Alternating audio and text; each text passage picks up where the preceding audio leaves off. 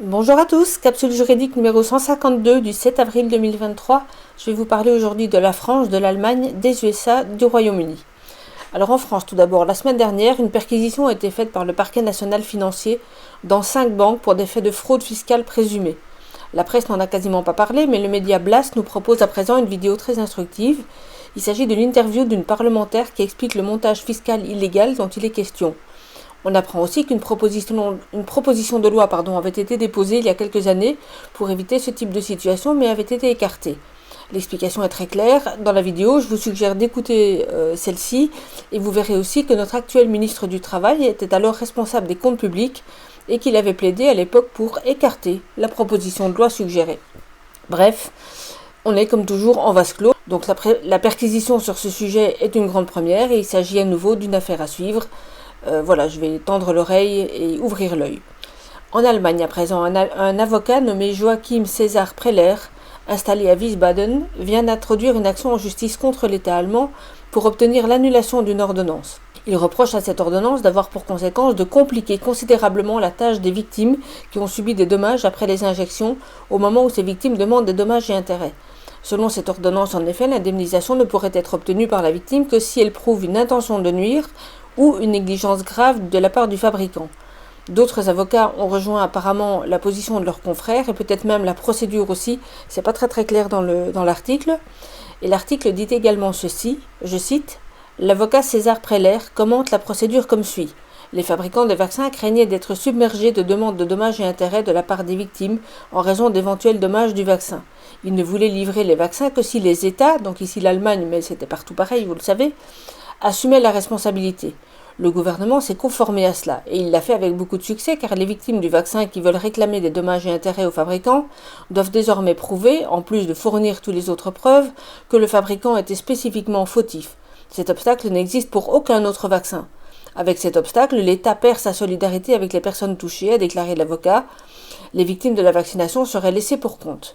Il critique vivement le privilège sans précédent accordé aux fabricants de vaccins.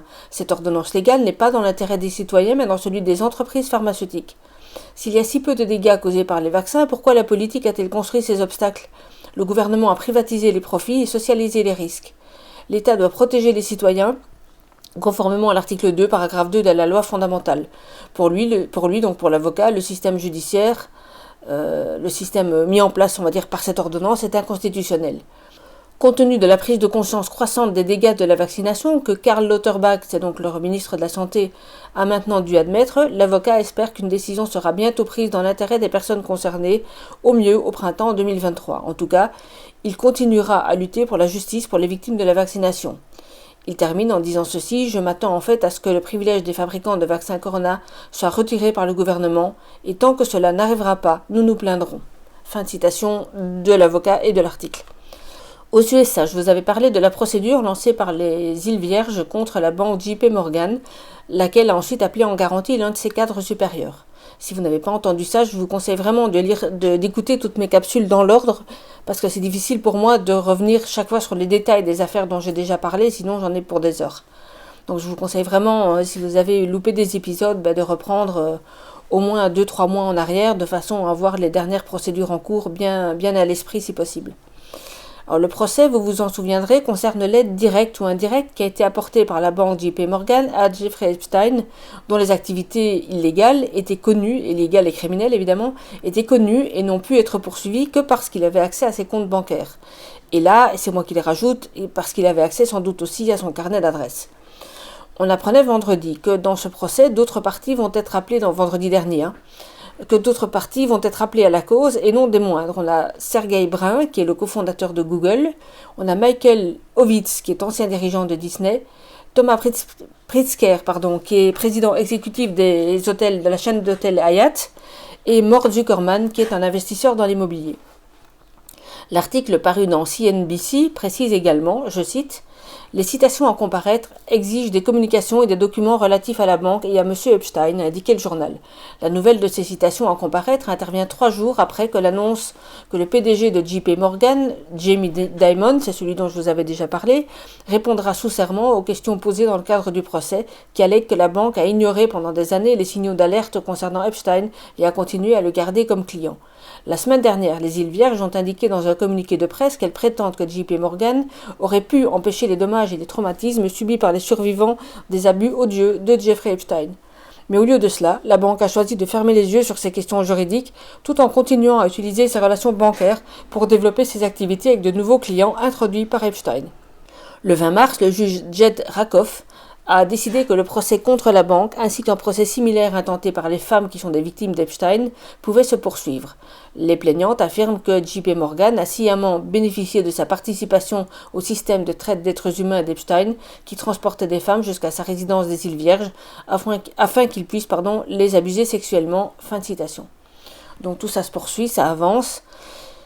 Et dans ma dernière capsule, je vous ai parlé également d'actions introduites en quantité devant les juridictions du Royaume-Uni par des victimes des injections ou par leur famille quand les victimes étaient décédées.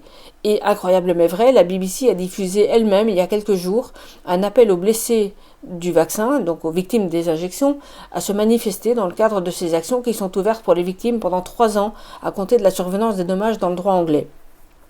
Alors je vous laisse sous cette capsule un lien pour voir une version sous-titrée de cette vidéo. C'est une petite séquence donc sur la BBC, c'est quand même la chaîne mainstream. C'est évidemment une avancée majeure qu'il fallait souligner, même si pour l'instant il n'est question que d'AstraZeneca, qui a été beaucoup plus utilisé, si je ne me trompe pas, au Royaume-Uni qu'ailleurs sur le continent européen. Mais c'est évidemment une très très belle avancée. Enfin, dernière nouvelle pour la France, courant novembre 2020, l'IGAS, c'est-à-dire l'Inspection Générale des Affaires Sociales, avait rédigé un rapport nommé, je cite, « Retour d'expérience du pilotage de la réponse à l'épidémie de Covid-19 par le ministère des Solidarités et de la Santé ». Fin de citation. Donc tout un programme, ce titre. Ce rapport qui fait 205 pages, annexes compris, s'était mis sous le tapis jusque-là. Mais suite à des pressions diverses, le ministère de la Santé n'a plus le choix et a dû le publier. Alors on vient seulement de m'en informer ce matin, j'avais pas vu l'info avant, donc j'ai pas eu le temps de tout lire évidemment. Je vous le signale toutefois parce que ça peut vous intéresser, de toute façon ça vaut le coup sûrement de le télécharger et de prendre le temps ensuite de l'examiner en détail. Si j'ai le temps de me plonger dedans et que j'en tire des informations intéressantes, ce qui est probable parce que sinon on l'aurait sans doute pas mis sous le tapis pendant 3 ans, je reviendrai vous en parler, et si je trouve quelqu'un qui a eu le temps de faire une analyse complète, étayée, et que je vérifierai évidemment dans l'intervalle, eh bien je vous proposerai plutôt cette analyse-là, on ne peut pas tout faire, et les journées sont bien trop courtes. Voilà donc ce que j'avais pour vous au niveau des informations aujourd'hui. Petite citation du jour pour terminer, je cite, « La télé ne donne pas la vision juste d'un monde catastrophique, mais juste une vision catastrophique du monde. » Fin de citation, c'est une citation de l'auteur et écrivain Laurent Gounel, dans un livre qui s'appelle « Je te promets la liberté ». Alors c'était pas celui de ses livres que j'ai préféré, même loin de là, je crois que c'était même celui que j'aimais le moins. Par contre, je vous conseille très très vivement du même auteur, son dernier, qui se nomme L'Éveil. Alors, j'en avais fait une petite chronique dans mon canal Lire pour comprendre, je vous en mets le lien ci-dessous. Eh ben tiens, d'ailleurs je vais vous la lire. Voilà, alors je vous lis d'abord la 4e de couverture et ensuite mon avis en quelques lignes. Donc la 4e de couverture de ce livre, donc L'Éveil de Laurent Gounel, je cite, « Tom, un jeune ingénieur, se retrouve confronté dans son pays à une situation inquiétante qui sème la peur dans la population. Dans ce contexte inédit, des mesures sont adoptées par le pouvoir, contraignantes et liberticides. Tom se retrouve pris dans la tourmente des événements, mais il y a un ami grec qui l'alerte alors. Les peurs des gens sont très utiles à certains. C'est en découvrant des vérités parfois dissimulées au grand jour que l'on peut se réapproprier sa liberté. » Et mon avis sur le livre, donc c'est l'avis que j'ai publié dans la chronique que j'avais publiée sur mon canal. L'auteur, dont j'aime généralement les romans, réussit ici une prouesse. Il nous parle de la situation absurde dans laquelle nous sommes de façon romancée, sans écrire une seule fois le mot virus, masque ou vaccin. À partir d'une situation qu'il imagine, ou devrais-je dire qu'il anticipe, il place son personnage principal dans un contexte que nous connaissons malheureusement trop bien. Un second personnage, qui peut bénéficier d'un peu de distance kilométrique et cognitive avec la situation, tente de son côté de trouver la façon d'atteindre la raison du premier. Toutes les informations délivrées par le second personnage, donc c'est le personnage grec dans le roman, sont réelles et permettront donc peut-être d'atteindre aussi le sens critique de certains lecteurs qui en auraient bien besoin. Pas simple. Un très bel exercice de style, lisez-le par curiosité et surtout offrez-le à vos amis, parents ou collègues, ceux qui n'auront pas forcément le courage ou l'envie de lire de gros pavés écrits par des psychologues, des sociologues ou des scientifiques. Il s'agit bien d'un roman ici, mais dont le but premier est d'éviter la gueule de bois au moment du réveil. Voilà, donc ça c'était l'avis que j'avais publié, c'était quand d'ailleurs? C'était en février 2022, mais vraiment le roman est excellent et je vous le conseille vivement. Voilà ce que j'avais donc pour vous aujourd'hui. Tenez bon, bon week-end à vous, 3 jours, peut-être que ça va nous reposer un peu, je sais pas. Et à très bientôt, au revoir.